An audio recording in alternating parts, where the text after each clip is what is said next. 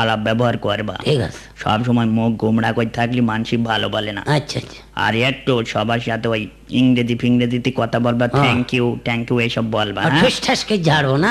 নাই যাই থাকে না। ঠিক যাও। আছে। যাও, আল্লাহর নাম বলে জি। বেরিয়ে পড়ো। যাও। আচ্ছা আচ্ছা। যাক, সালাম লাগবে না, যাক যাও।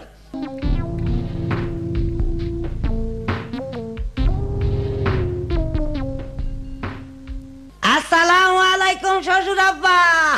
আরে জামাই এসেছে, কুকির মা। এই তো আরে এসো, কই গেলে? জামাই এসেছে। বাবাজি ভালো আছো? হ্যাঁ আমি ভালো, আপনারা ভালো আছেন গো? হ্যাঁ। আল্লাহ বৈশো গো বাবাজি, বৈশো। খুকে এই বস। পাকাড়া নিয়ে আয়। আল্লাহ। আব্বা তো আসার সময় বললো শ্বশুরের সাথে আলাপ সালাপ করো, গুমরামুখী থাকলে কিন্তু আবার বলবে জামাই আলাপ হলা মতো, এই জন্য তো আলাপ করা লাগে। কি দিয়ে বা শুরু করি আলাপ?